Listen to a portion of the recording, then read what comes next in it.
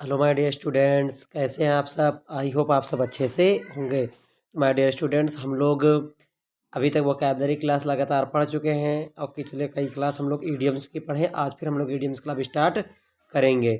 My dear students, बिना देरी करते हुए अपनी ईडियम्स क्लास शुरू करते हैं। एक रिक्वेस्ट है, जो चैनल पर नया चैनल को सब्सक्राइब जरूर कर रहे हैं, अपने मित्रों के पास शेयर जरूर कर दें। तो माय डियर स्टूडेंट्स, आज की जो वोकैबलरी है वो हमारे पास पहली क्या है, हरकुलिन टास्क।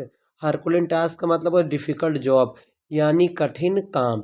तो हरकुलिन, जैसे मान लीजिए जो बिंजू होता है ना, इसे हरकुलिन कहते हैं। जैसे देखिए, आप देखते होंगे कि मूवी वगैरह में जो पियानो की तरह बजता है बड़ा सा, उसे हरकुलिन कहा जाता है। और टास्क का मतलब क्या होता है, काम। तो हरकुलिन जो बजाने काम होता है, कैसा होता है, डिफ़िकल्ट काम होता है। इसलिए पेपर में हरकुलिन टास्क आएगा तो आपको लगाना है डिफ़िकल्ट जॉब, यानी कठिन काम। अब देखिए दूसरा, ह्यू एंड क्राई। इसका मतलब क्लैमर। क्लैमर का मतलब यहाँ से शोर शराबे से है। अब देखो, अब जैसे बचपन में हम लोग कहते हैं ना, जब कोई गाड़ी उड़ी पानी फंस जाती कहते हैं ह्यू, जो लगा के हैया, तो कहते हैं ह्यू। और या कभी टांगा बैठे होंगे तो टांगा वाला गाड़ी कहता है ह्यू, जो चिल्ला के बोलता है ह्यू। और क्राई का मतलब ये होता है शेरवा, ह्यू बोलकर चिल्लाना, इसका मतलब शोर शराबा करना। तो ह्यू एंड क्राई का मतलब होता है शोरगुल या शोर शराबा। हम लोग बचपन में बोलते भी हैं जोर लगा के हैया। अब देखिए, इसका मतलब ये होता है क्लेमर, यानी शोर। अब देखिए नेक्स्ट हो गया हमारे पास क्या, इन ब्लैक एंड वाइट। अब इन का मतलब हो गया मे, ब्लैक का मतलब होता है काला, एंड का मतलब और, वाइट का मतलब क्या होता है, सफ़ेद। तो ब्लैक और वाइट का मतलब इन राइटिंग, इसका मतलब होता है पढ़ा लिखा। अब देखिए, काला और सफ़ेद कौन पहनता है, काला और सफ़ेद कपड़ा वकील लोग पहनते हैं। और वकील कैसे रहते हैं, पढ़े लिखे रहते हैं। तो उसे तो वो कह पाइए इन ब्लैक एंड वाइट सॉरी, काला और सफ़ेद, इसका मतलब क्या हो गया, पढ़ा लिखा। तो काला और सफ़ेद कपड़ा वकील लोग पहनते हैं। अब देखिए इंस, इंस का मतलब होता है अंदर, आउट का मतलब होता है बाहर। और यानी फुल डिटेल, पूरी जानकारी। पूरी डिटेल का मतलब होता है कादिश जानकारी। तो अगर कोई भी इंसान आपके अंदर और बाहर पूरा जानता है तो इन डिटेल बोला जाता है। यानी कहते हैं यार, तुम्हारे घर के अंदर का भी राज जानता है और घर के बाहर का भी राज जानता है, इसलिए इसको आपके घर की पूरी जानकारी है। तो उसे कहा जाता है ins on out, ins and out. अब देखिए अगला vocab, in the nick of time. Nick, अब देखो हम लोग को बोलते हैं एग्जैक्ट टाइम। एग्जैक्ट टाइम का मतलब होता है सही समय पर। अब देखिए इसको कैसे ध्यान रखेंगे, अब निक नेम आता है ना, जब हम लोग का टाइटल पढ़ता है आगे, वो हम लोग को कहते हैं निक नेम लिखिए। तो आप कभी कोई भी चीज़ आईडी बनाइए, देखिए तो फेसबुक वगैरह की, तो वहाँ निक नेम बोलता है। तो निक का मतलब होता है सही सही। और समय का मतलब, टाइम का मतलब क्या होता है, समय। यानी सही समय पर सही काम करना कहलाता है in the nick of time, या एट एग्जैक्ट टाइम, यानी सही सही समय। आई होप आपको आ रहा होगा। अब देखिए अगला क्या करा, इन अ नट सेल ब्रीफली। नट का मतलब होता है अखरोट, और नट की सेल, अखरोट इतना छोटा सा होता है, अब उसकी उसकी जो सेल है जो वो होता है छोटा सा होता है। तो ब्रीफ का मतलब ही होता है संक्षेप।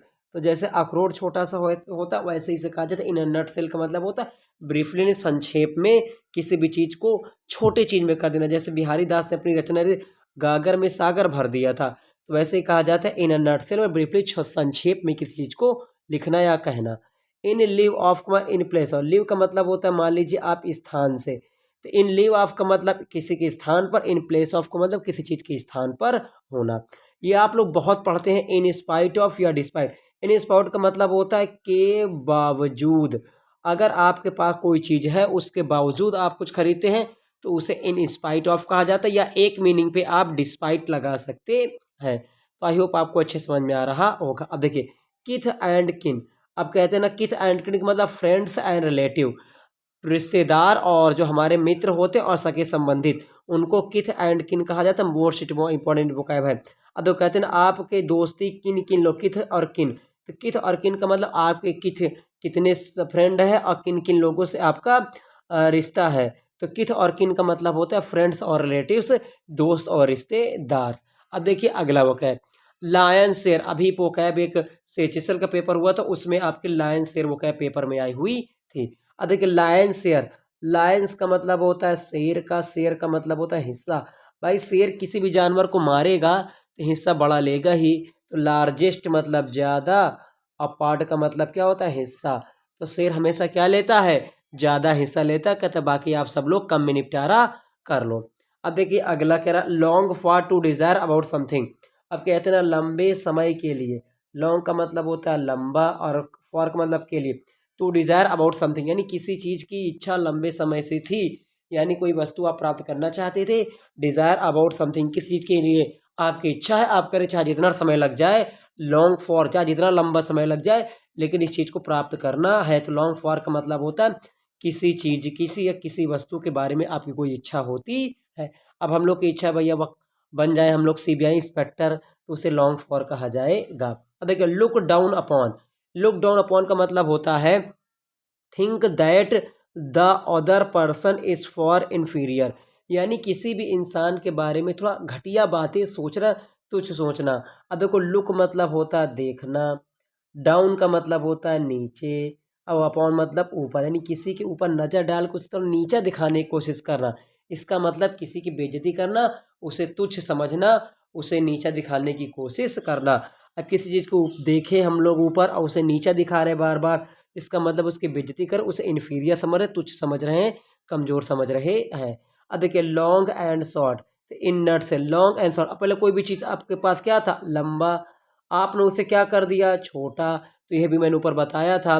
कौन सा इन नट से, गागर में सागर, इन नट से संक्षेप में किसी चीज़ को करना। पहले कोई भी चीज़ लंबा था आपने उसे शॉर्ट कर दिया, इसका मतलब होता है बड़ी बात को छोटे में कहना, यानी संक्षेप में लिखना, किसी भी चीज़ को संक्षेप में लिखना या कहना। अब देखिए नेक्स्ट वोकैब क्या हमारे पास, मैडन स्पीच, बहुत इंपॉर्टेंट वोकैब है। मैडन स्पीच, मैडन स्पीच का मतलब फर्स्ट स्पीच, पहला भाषण। अब कहते हैं ना मैडम जी का, इसे मैं वन वर्ड में पढ़ाया हूँ, मैडम जी का जो भाषण है स्पीच है वो कैसा है, पहला भाषण। भाई बहुत से मैडम रहती है पहली बार आती हैं, पैर कांपने लगता है, तो मैडम जी का भाषण कैसा है, पहला भाषण है, क्योंकि उनके हाथ पैर कांपने लगते हैं। अब देखिए अगला वोकैब हमारे पास क्या है, nip in the bud, nip in the bud, check in the beginning. अब देखो निप, निप का मतलब क्या होता है, हम लोग पढ़ते हैं निप, बचपन में पढ़े, जो पेन के आगे की जो लगी रहती थी निप स्याही वाली, तो निप। अब बड का मतलब होता है कली।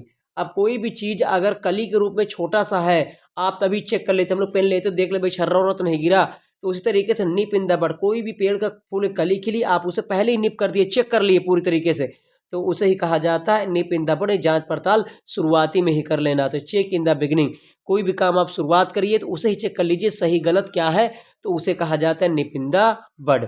अब देखिए ऑन एंड ऑफ, आप किसी भी चीज़ को कर रहे हैं चालू, फिर कर रहे हैं बंद, फिर कर रहे हैं चालू, फिर कर रहे हैं बंद, इसे क्या कहा जाता है अनियमित, यानी बार बार चालू बार बार बंद करो, तो इसे कहा जाता है इरेगुलरली, यानी अनियमित करना, एक बार चालू करना एक बार बंद करना। आप कहते भी है आप बार बार चालू और बंद कर रहे हो। तो I hope my dear students ये वोकैबुलरी आपको अच्छी समझ में आ गई होगी। जो स्टूडेंट चैनल में नया है प्लीज़ चैनल को सब्सक्राइब करें, अपने मित्रों के पास जरूर शेयर करें, क्योंकि आपको मैं वोकैब ट्रिक्स पढ़ा रहा हूँ और आपको अच्छे समझ में आ रहा होगा। तो आज के लिए इतना ही, जय हिंद जय भारत, थैंक यू।